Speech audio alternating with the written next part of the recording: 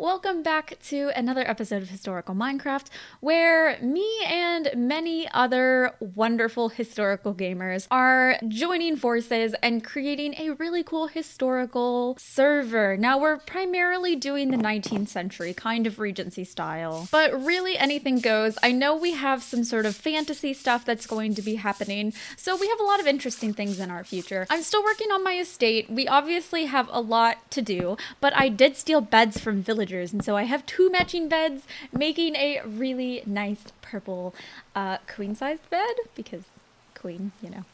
And I've decided to start sectioning off the upstairs. Of course, we don't exactly have enough wood to do that, but I've decided to give it a start. I'm doing a lot of the furniture out of birch wood, and I even make some glass window panes so we can actually see the beautiful topography around us. And I am pretty happy with it. We actually have a pretty good little start coming. Of course, it's going to take a while for me to actually do windows on all of the other sides of the houses, but I figure we start with the front and we move from front to back just because that's what we're going to be seeing the most. And eventually we'll put windows on the sides too, but that's another start, you know.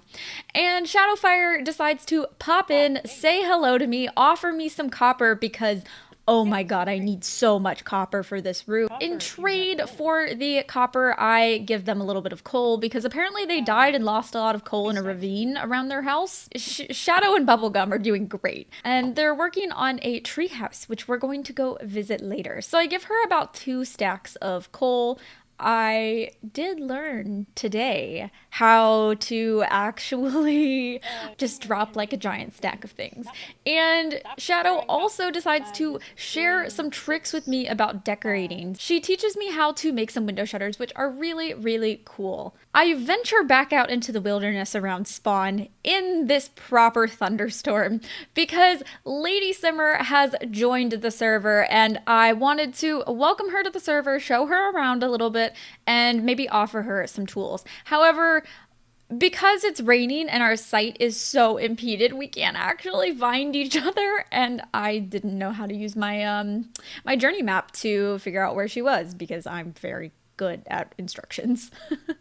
And so eventually somehow she winds up at my house because my house is on the same like plane, the same island as spawn, so it's pretty easy to find her. So I decide to sleep because it's getting a little bit problematic, and apparently Lady Simmer is at my house. I cannot find her until I discover that she is being attacked by a herd of spiders, and it is still raining because of course it is. So we hide out in my house for a little bit. Of course, we're going to have to actually fight the spiders at some point. So once the weather kind of cools down a little bit and it stops raining and we can actually see, we venture outside to look for the spiders, and lo and behold, it's on my roof.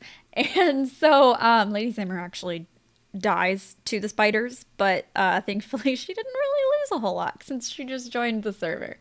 But I do give her like a stone sword and a couple other items, and she is able to kill it. So I thought we would go have a little visit and I can show her around spawn since she didn't get to see spawn since it was raining. And then we can go visit Shadowfire and Bubblegum. So we're doing a lot of little tours around the server today and I'm very excited. I show her the wheat and we both do a little bit of wheat harvesting because I am running a little bit low on bread. I mean, okay, I have 20 things of bread, but like, you can always have more bread, especially when you're adventuring. I want to lead an adventure to go see my favorite cave. You remember the beautiful lush cave that I discovered last episode? Well, half of the people in the server have never seen a lush cave before, and so I know that I have to take people to see it. So this is Shadowfire and Bubblegum's treehouse. They're kind of rooming together, although Grief Defender is kind of causing some issues there, but that's another story for another event. If you join and you have permission issues, we're working on it. I'm sorry, we'll get there, I promise. Maybe we're not that good at technology, but we are trying. So we come in, we see the cute little tree house, and then we decide it is time to go on our journey across the map to find the lovely lush cave. Now, the cave is very, very far away, Before we head out, I do finish a little bit of decor around my house. And so instead of window shutters, I decide I want to do window boxes. And I'm very happy with the decision. I think they turned out really, really cute. I'm so glad that Shadow showed me how to do this. And so we go out on our adventure. This is everyone who comes with us, and the weather was absolutely torrentially bad. We could see nothing on our journey there, and I had to rely very heavily on my journey map to even get us in the right direction. And then we get lost. And I end up separated from the group. I find the actual cave entrance. Everyone else is in a different cave that isn't my favorite cave. So that's great. I also find an Enderman and some skeleton bros and some zombies in here. One of them blew up part of my beautiful cave, which was really, really tragic. And so I figure let's at least give them the coordinates. Maybe they'll end up getting here. So I send the coordinates in chat, and I'm hoping that people aren't too tremendously lost and can actually find their way to my favorite cave, as it has been affectionately dubbed. And while I'm here, I actually do end up finding some more azalea bushes, so of course you know I have to grab some of those. And I kind of end up just sort of waiting around for people to show up, desperately hoping that someone will find the cave with me. Eventually, I do end up trying to teleport some other people here.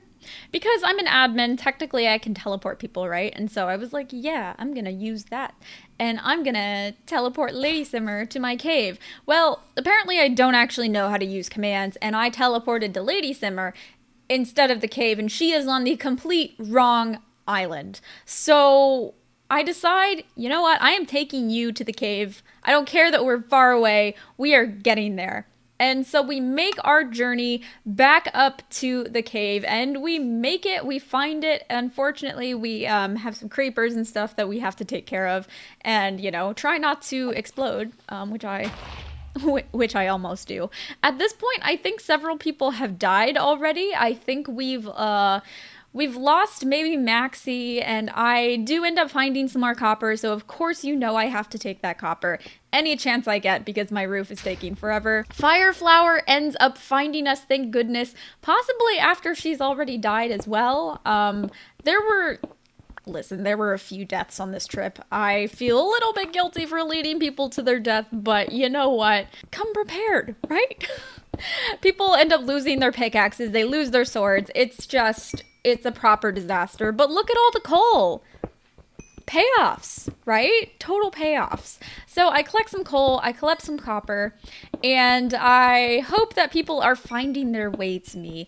Although I don't think anyone else. We end up finding Shadow at some point, but no one else. And so Beth ends up alone, so we kind of abandon Beth, and we decide to start our journey back after Lady Simmer has been killed by a drowned, and she drowns herself, which she was very traumatized about because she had a lot of coal, and she's very excited to make her clay brownstones and stuff. So that's unfortunate, but Beth finds her stuff and is able to leave it in a chest for her, and we teleport her there.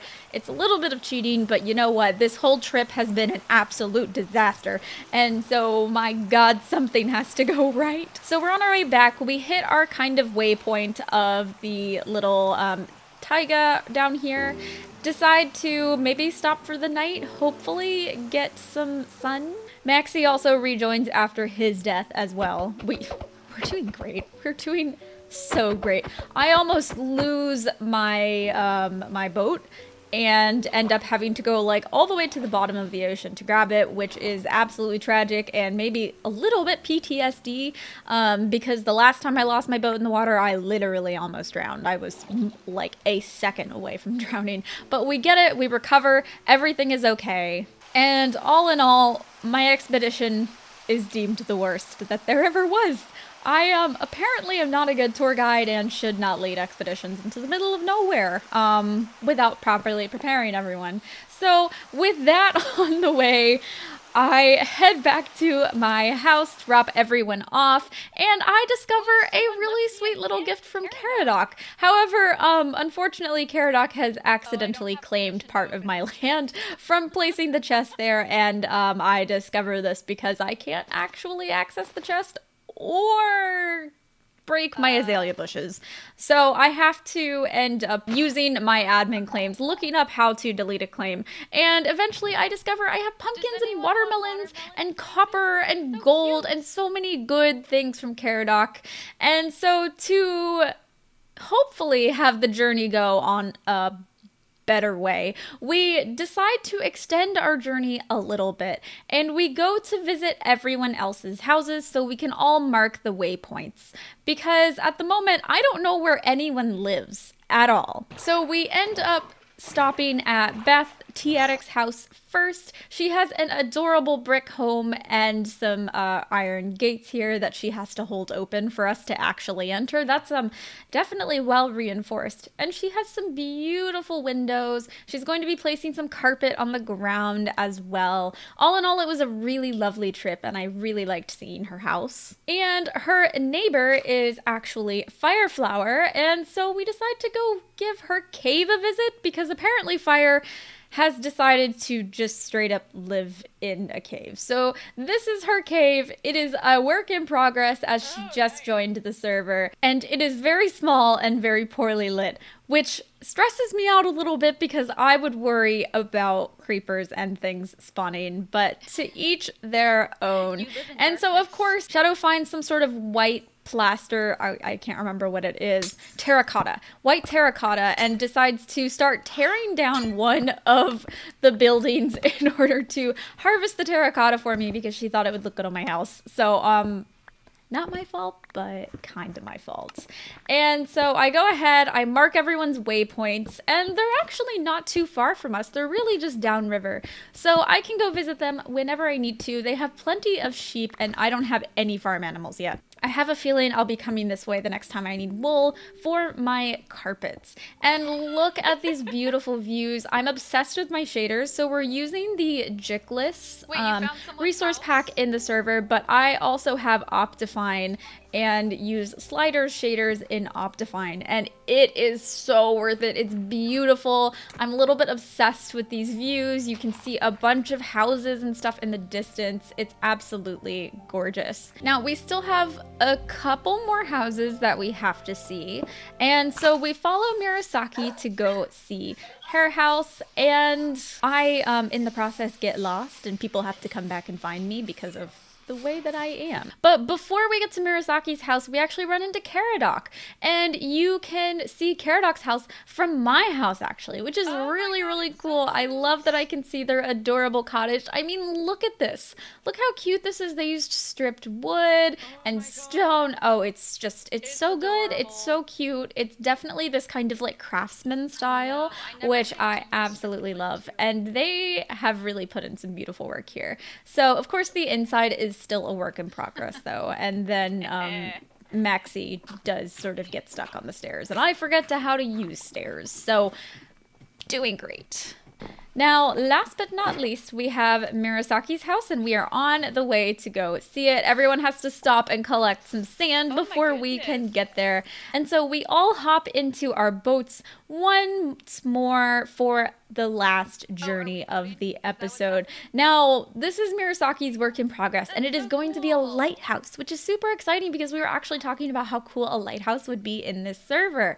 So I'm very excited. They're not that far away, and Murasaki also wants to add in a dwarf city underneath, which I think is going to be really cool. I'm excited to see how these fantasy elements play out, and I know that Shadow and Bubblegum really want to do some sort of like kind of phantasmagoric, whimsical ravine city that is also kind of magical, and so they might end up connecting their places under the water. And so I am excited to be back at my house. It's been a long time since I have set foot on my territory, and let me tell you, I missed it. It's cozy, it's quaint, it needs some help. Oh, and fire flowers just died again because reasons.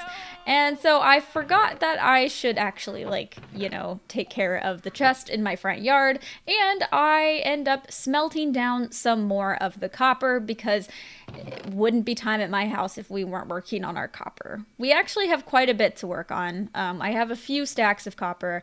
Unfortunately, it's still not going to be enough, and by the time the episode is done, we're literally only halfway finished with the roof, so we definitely have some extra time that we need to put into it.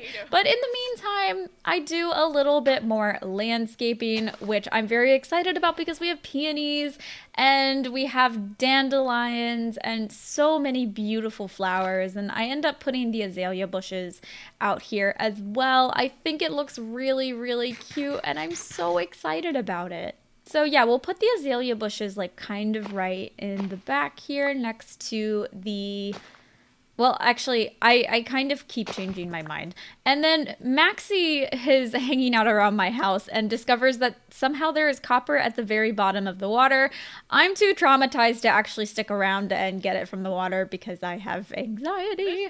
And so I just kind of let him do his thing. It just, the payoff doesn't seem worth it at this point when I can just mine and not risk drowning, you know? So I let him engage with that. And so here's where my house stands at the moment. I did collect some vines, and I have some vines next to the front door. I think they're adorable. I love vines. I love vines so much. I know they're really bad structurally for your house, but I always have wanted a house with vines.